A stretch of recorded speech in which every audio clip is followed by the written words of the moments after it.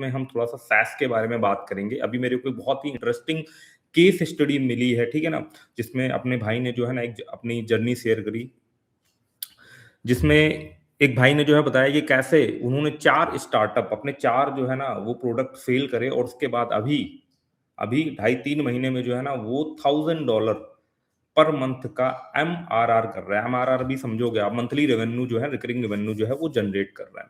तो उसके बारे में जो है ना डिटेल में हम आज की वीडियो में बात करेंगे और उसमें बड़ी ही इंटरेस्टिंग उन्होंने जो है ना वो लर्निंग शेयर करी है। अगर आप भी कोई टूल वेबसाइट पर काम कर रहे हो या कोई सास सास कुछ अपना अगर कुछ बनाना चाह रहे हो, SaaS basically software as a service होता है। बहुत सारे लोग जो है ना वो टूल को ही आगे जा करके जो है ना वो सास प्रोडक्ट में कन्वर्ट कर लेते हैं। एग्जाम्पल के तौर पर अगर मैं आपको दिखाना चाहूँ तो मैं आपके साथ जो है ना एग्जाम्पल के तौर पे शेयर करना चाहूंगा कि कैसे लोग टूल वेबसाइट को जो है ना वो सास में कन्वर्ट कर लेते हैं।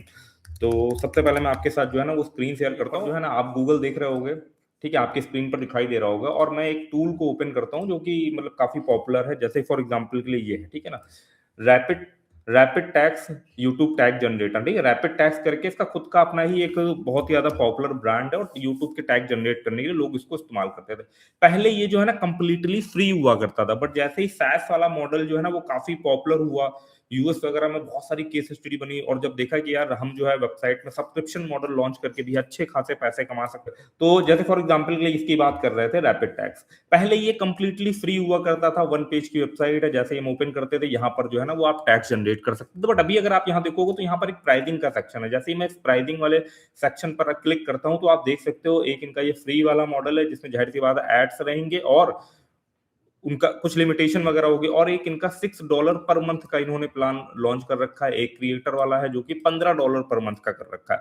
अब इस टाइप की वेबसाइट पर काफी अच्छा खासा ट्रैफिक कुछ ऐसे कंट्रीज से आता है ना जहां पर पेइंग कैपेसिटी जो है वो काफी ज्यादा रहती है। अगर आप यहाँ पर जाओगे तो यहाँ पर यूनाइटेड स्टेट हो गया, 10% भी लोग अगर आ रहे हैं तो यहाँ से बहुत ज्यादा मेजोरिटी ऑफ चांसेस रहते हैं कि वो इसके सब्सक्रिप्शन मॉडल पर जो है वो कन्वर्ट हो जाते हैं। तो इस तरीके से लोग फ्री में बनाए गए टूल वेबसाइट को भी जो है ना वो सैस में कन्वर्ट कर लेते हैं। तो आपको ये समझ में आया एक आइडिया।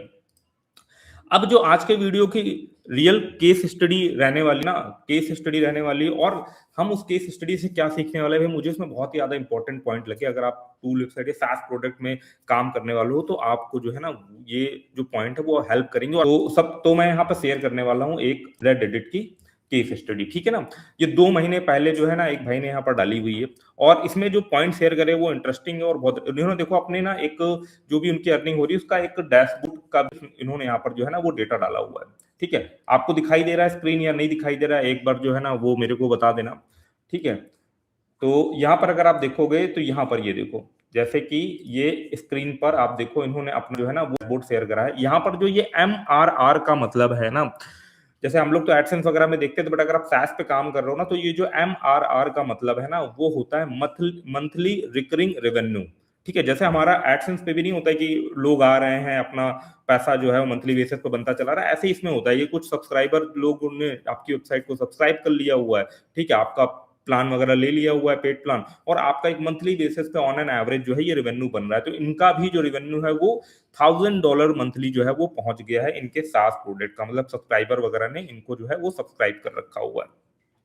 अब इनकी कुछ लर्निंग है, क्योंकि पहले इन्होंने अपने 4 स्टार्टअप जो है वो फेल करे हुए हैं।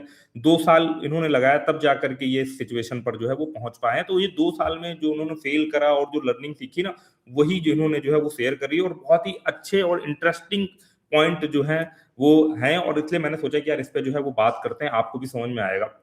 तो सबसे पहले तो इन्होंने यही अपना स्टोरी शेयर करी कि I just hit 1K MMR with my SaaS, ठीक है ना, सैस। और अब यहाँ पर जो वो पॉइंट है वो आप समझने का ट्राई करो। सबसे पहले जब हम सैस प्रोडक्ट बनाने की बात आती है तो हमारे दिमाग में क्या है, हम या तो अब ये इनका कहना है, ठीक है, इनकी लर्निंग के हिसाब से ये जो है कह रहे हैं, ये कह रहे हैं कि सॉल्व योर ओन प्रॉब्लम्स। जो आपको रियल लाइफ में प्रॉब्लम हो रही है, फॉर एग्जाम्पल के लिए आप ऑनलाइन काम करो, जो भी आपको रियल वर्ल्ड में ऑनलाइन आपको या आप जो प्रॉब्लम खुद फील कर रहे हो ना उसके ऊपर सास प्रोडक्ट बनाने का ट्राई करो, ना कि हम कोई ट्रेंडिंग या कोई वैसी चीज कर ले। अगर लॉन्ग टर्म चलना है तो आपको खुद जो प्रॉब्लम हो रही है ना उसके ऊपर जो है, यहाँ पे ये लिखा है don't try to solve problem that you don't completely understand. मतलब कि कोई ऐसी, अब ज़ाहिर-सी बात है कि जब आपको खुद कोई प्रॉब्लम हो रही होगी ना, तभी आप उस प्रॉब्लम को डीपली समझ पाओगे। और कई बार ऐसा होता है ना कि हम ये मार्केट में ट्रेंड चल रहा है, हम उसके बेसिस पे करते हैं, या तो आप उस ट्रेंड के बेसिस में पूरा डिटेल में रिसर्च करो, अच्छे से उसको समझो। बट जबरदस्ती जो है ना, अगर आपको उस प्रॉब्लम के बारे में सही से पता नहीं है, तो सॉल्यूशन आप कहाँ से खोज पाओगे जब आपको प्रॉब्लम ही क्लियर नहीं है, ठीक है? You likely build the wrong solution, ठीक है? अगर आपको प्रॉब्लम के बारे में पता ही नहीं है, तो ज़ाहिर-सी बात है कि आप जो है ना, वो ऐसा कोई सॉल्यूशन बना लोगे जो कि जिसकी एग्जिस्टेंस ही बेकार हो जाएगी, ठीक है? अब इसमें ये भी लिखा है कि अगर आप कोई ऐसे चीज़ पे काम कर रहे हो ना, जिसके प्रति आपकी अंडरस्टैंडिंग ही नहीं है, तो आप ज़ाहिर-सी बात है उस आइडिया के लिए आप बर्नआउट भी फ़ील करोगे। अब दूसरा दूसरा सब एक बहुत ही इंपॉर्टेंट उन्होंने पॉइंट शेयर करा हुआ है, जो कि ज़ाहिर-सी बात है बहुत सारे लोग क्या करते हैं ना, नोटिस नहीं करते, जो कि है focus on customer retention rather than acquisition. मतलब जो नए-नए कस्टमर है ना, उनके जोड़ने से ज़्यादा आपके जो प्लेटफ़ॉर्म पे जिन्होंने सब्सक्राइब कर रखा है, जो जुड़े हुए, उनको रिटेन करने की तरफ जो है ना, वो बहुत ज़्यादा आप ध्यान दो। जैसे कि फॉर एग्ज़ाम्पल इस चीज़ें मैं भी फ़ील कर पा रहा हूँ, जैसे कि मान लो मैंने मेंबर्स ओनली वाला ऑन करा, उसमें जॉइन है, तो मेरे को भी रहता है कि यार मैं अच्छा कंटेंट दूँ। जिस महीने लोग ज़्यादा मान लो मेंबरशिप छोड़ करके जा रहे होते हैं ना, तो उसमें मुझे लगता है कि यार नहीं यार, और अच्छा जो इस पे काम करा जाए, और अच्छा कंटेंट लेकर के आएँ, ठीक है ना? जिससे लोगों को और ज़्यादा हेल्पफुल मिले, हेल्प मिले, ठीक है ना? इस तरीके का रहता है। तो इनका यही चीज़ है कि रिटेंशन पर जो है ना, वो ज़्यादा फोकस करो। ना कि नए-नए कस्टमर लाना तो यार इम्पोर्टेंट चीज़ है ही, बट जो आपके प्लेटफ़ॉर्म पे लोग जुड़ चुके हैं ना, वो अगर 1 महीने बाद ही उसको छोड़ कर के चले जा रहे हैं ना, तो आपको वो चीज़, उनका फीडबैक लेकर के जो है वो समझनी पड़ेगी कि ऐसा क्यों हो रहा है, ठीक है? अब देखो यहाँ पर जो है ना, ये देखो actually this means listening to your user closely. अब यहाँ this means listening to your users closely, मतलब जो भी आपके प्लेटफ़ॉर्म पर लोग जुड़े हैं ना, जिन्होंने भी आपके प्रोडक्ट को सब्सक्राइब कर रखा है, उसका सब्सक्रिप्शन ले रखा हुआ है, उनकी प्रॉब्लम को जो है ना, वो आप उनके साथ जो है वो क्लोज़ली कनेक्ट करो, उनसे अच्छे खासे जो है वो फीडबैक वगैरह लो, ठीक है ना? तो ये चीज़ है।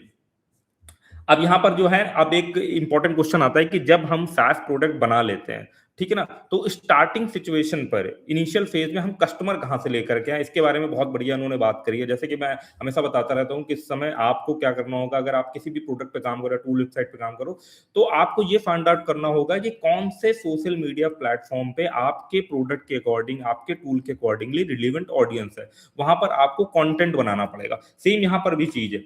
यहाँ पर आपको पता होगा कि बिल्ड इन पब्लिक करके जो है ना, एक कॉन्सेप्ट चला, जिसमें ट्विटर में लोग जो है ना, जो भी प्रोडक्ट बना रहे होते हैं, टूल वेबसाइट या सास बना रहे होते हैं, उसके बारे में जो है ना, वो स्टोरी शेयर करते हैं कि हमने ये चीज बनाई, अब हमारा इतना ट्रैफिक आने लगा, अब हमारा इतना रिवेन्यू आने लगा। तो उसी चीज को यहाँ पे बताया हुआ है कि Reddit for initial user acquisition. अब इनके लिए जो टारगेटेड ऑडियंस है, इन्होंने रेडिट वगैरह पर जो है ना, अपने टूल की, अपने जो भी प्रोडक्ट बना रहे हैं उसकी स्टोरी शेयर करी, और इनिशियल जो उनको यूजर्स मिले वो रेडिट से मिल गए, ठीक है ना? यही इन्होंने यहाँ पर बोला है कि Reddit is the incredible for getting your initial users. अब वो रेडिट भी हो सकता है आपके केस में, वो लिंक्डइन में हो सकता है, वो ट्विटर भी हो सकता है। तो आपको आपके प्रोडक्ट के अकॉर्डिंगली जो है वो ऑडियंस फाइंड आउट करनी पड़ेगी। हो सके तो मल्टीपल प्लेटफॉर्म पर आप डिफरेंट डिफरेंट जो है ना, पोस्ट वगैरह जो है वो डालो, देखो कि कहाँ पर एंगेजमेंट ज्यादा आ रही है, कहाँ से यूजर ज्यादा कन्वर्ट हो रहा है, उस प्लेटफॉर्म पर जो है ना, वो आप ज्यादा एक्टिव हो जाओ। चौथा एक इंपॉर्टेंट पॉइंट जो उन्होंने शेयर करा है, वो करा है डिस्कॉर्ड वाला। कि इन्होंने क्या करा है कि अब जो भी ये सास प्रोडक्ट वगैरह पे काम कर रहे हैं, उसके लिए इंडिविजुअल एक डिस्कॉर्ड सर्वर बना देते हैं, ठीक है? जिसमें उस प्रोडक्ट में जितने भी लोगों ने सब्सक्रिप्शन ले रखा है, वो सारे उस डिस्कॉर्ड में कनेक्ट हो जाते हैं, और वहां पर वो जो है ना, एक हेल्दी डिस्कशन करते हैं। और इनका कहना ये भी है कि इससे मैं और भी माइंडेड लोगों के साथ जो है वो कनेक्ट कर पाता हूँ, फीडबैक ले पाता हूँ, तो एक अच्छी जो है वो कम्युनिटी बिल्डिंग जो है वो हो पाती है। इन्होंने डिस्कॉर्ड का यूज करा है। आप अगर इंडिया से काम कर रहे हो, आपका यूजर बेस यहाँ पर ज्यादा है, तो लोग व्हाट्सएप पे जो है, व्हाट्सएप ग्रुप पे ज्यादा फैमिलियर होते हैं, यहाँ पर लोग जो है टेलीग्राम पे ज्यादा फैमिलियर होते हैं, तो आप अपने अकॉर्डिंगली वहां पर भी सेम चीज को रिप्लीकेट वगैरह जो है वो कर सकते हो, ठीक है ना? तो इस तरीके से मतलब I will create a Discord server for every SaaS I build from now on, it's the way to build a community for user who actually care about your product, will provide feedback, invest them into it, ठीक है ना? इस तरीके से जो मैंने आपको चीज बताई, वही यहाँ पर चीज जो है वो लिखी है। अब एक और भी यहाँ पर इंपॉर्टेंट चीज 5वें पॉइंट में इन्होंने बताई है कि अगर आपका कोई SaaS प्रोडक्ट, ठीक है ना, वो पैसे बनाने लगता है, तो उसको बंद नहीं करना है, ठीक है? बहुत सारे लोग, जैसे इन्होंने भी अपनी एक स्टोरी यहाँ पर शेयर करी कि इन्होंने जो है ना, एक लोगो जनरेटर टूल जो है ना वो बनाया था, ठीक है ना? लोगो जनरेटर टूल बनाया था, जो कि $500 $500 मंथली रेवेन्यू जो है वो जनरेट भी करने लगा था। ठीक है, बट स्टिल किसी प्रॉब्लम की वजह से जो है इन्होंने इसको जो है वो बंद कर दिया, तो इसका इन्होंने जो है वो रिग्रेट है। मतलब कोई भी प्रोडक्ट आपका जो है रेवेन्यू जनरेट करने लगे ना, तो फिर उस पे वे फाइंड आउट करो कि इस पे और कैसे जो है इसको आप बढ़ा सकते हो। छठवां पॉइंट भी इंपॉर्टेंट पॉइंट, जैसे कि इन्होंने बोला कि एक्सपेरिमेंट करने से जो है वो नहीं डरना। उस पॉइंट में इन्होंने बताया है कि जो है इन्होंने क्या करा है कि जैसे इन्होंने जो प्रोडक्ट बनाया, ठीक है, उसके लिए इन्होंने सोचा कि मैं क्या करता हूँ यार, एआई एजेंट आपके रहते हैं, उसको मैं लगा देता हूँ एसईओ करने के लिए। ठीक है, अब ये चीज रिस्की भी हो सकती थी, आपको पता है कि एआई वाली चीजों पर जो है ना वो क्या पड़ता है कि डोमेन ही पूरा पेनलाइज हो जाता है। बट इनका जो कहना है वो ये कहना है कि यार एक्सपेरिमेंट करके देखो, दो चीजें होंगी, या तो वो चीज जो है ना वो हिट हो जाएगी, फेल हो जाएगी, तो दोबारा हम वो चीज जो है वो नहीं ट्राई करेंगे। और अगर सक्सेस हो जाएगी ना, तो हमारी एक लर्निंग हो जाएगी और हमारा विन विन सिचुएशन जो है वो हो जाएगा। तो एक्सपेरिमेंट करने से जो है वो बिल्कुल भी मत चूको। और ये मैं आपको स्टार्टिंग से बताते चला आया हूँ कि देखो ये जो टूल वेबसाइट ये सब चीजें, ये सारा एक्सपेरिमेंट का गेम है। हमें कोई आइडिया मिला, कोई कीवर्ड मिला, हमने बना करके डाल दिया। और देखो आज की डेट में इतना कंपटीशन है कि सिर्फ एक टूल वेबसाइट या एक आइडिया पे बना करके डाल दिया ना, उससे भी कहानी जो है वो नहीं चलने वाली। एक बनाया, उस पर एक्सपेरिमेंट करके देखे, उसके लिए एक टाइम फ्रेम, एक हमने एक ब्लूप्रिंट टाइप में बनाया कि हाँ ये स्टेप बाय स्टेप हम चीजें करेंगे। फिर एक टाइम बाद जो है ना फिर हम दूसरे आइडिया पे भी काम करेंगे, क्योंकि आप देखिए रहो कंपटीशन बहुत ज्यादा है। ठीक है ना, तो इस तरीके से जो है ना वो आपको चीजें करनी है। If it ends up being a bad decision, you learn not to do it again in future। अगर आप जो है ना कोई एक्सपेरिमेंट वगैरह कर रहे हो, उसमें अगर आपका बैड डिसीजन हो जाता है, तो आप यही मान के चलोगे कि अब हमें इसको फ्यूचर में जो है वो नहीं ट्राई करना है। And if it turns out to be a good idea, then that's perfect. It's literally a win win situation. For example, I decided to try a let AI. ठीक है ना, अब एआई वही वाला जो मैंने आपको बताया कि एआई को इन्होंने जो है ना वो एसईओ के लिए इस्तेमाल करा, और इनका ये चीज जो है वो सक्सेसफुली चल गया। ठीक है, और इनके लिए लर्निंग हुई कि हाँ ठीक है, एआई को हम इस तरीके से यहाँ पर ये चीज इंप्लीमेंट कर सकते हैं। चौथा पॉइंट भी जो है ना वो इंपॉर्टेंट हो जाता है कि आस्क फॉर हेल्प। ठीक है ना, अब जैसे मैं यहाँ पर लाइव स्ट्रीम आ रहा हूँ, बहुत सारे लोग कनेक्ट होते हैं, अपना टूल वेबसाइट वगैरह दिखाते हैं, तो ये भी एक काइंड ऑफ हेल्प का ही सिनेरियो। उन्होंने बोला ask for help, don't have an ego, great talent is so hard to come by, if you have a people willing to help, provide feedback, vote for your product, hunt listing, etc, it's such a blessing. मतलब ये कहने वाला, अगर आपको लोग मिल रहे हैं, वो आपके प्रोडक्ट के बेसिस पर आपको फीडबैक दे रहे हैं ना, तो ये बहुत बढ़िया चीज है। ठीक है, आप जैसे मान लो आप अपना कोई टूल वेबसाइट या कोई वेबसाइट मेरे को यहाँ पे लाइव पर दिखाते हो, ठीक है ना, बताते हो मुझे, मैं उसमें अपना कुछ फीडबैक देता हूँ ना, तो वही चीजें हैं यहाँ पे कि लोगों से हेल्प मांगो, अपना प्रोडक्ट उनके साथ शेयर करो, उनसे फीडबैक लो। जितना ज्यादा आप समझोगे, आपको फीडबैक मिलेंगे, उतना ही आपका प्रोडक्ट जो है वो और स्ट्रांग होता जाएगा, उतना ही आपको जो है वो ओपिनियन मिलते चले जाएंगे।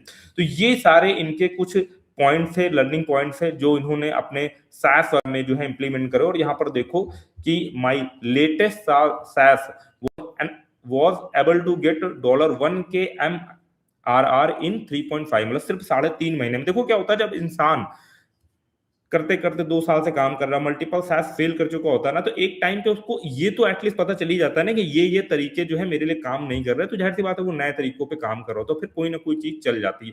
तो ये जो रास्ता है ना यार, ये ऐसा नहीं है कि हमने 2 महीने काम करो और हमें जो है सक्सेस मिल गई। बहुत कम ही ऐसे लोग होंगे भाई जिनकी भाई किस्मत बड़ी स्ट्रांग होगी, भाई दो दो महीने में उनको सक्सेस मिल जाए। But most of the cases में जब आप कोई टूल वेबसाइट या कोई प्रोडक्ट बनाते हो ना, तो सालों लग जाते हैं सही रास्ता जो है वो फाइंड आउट करने पे।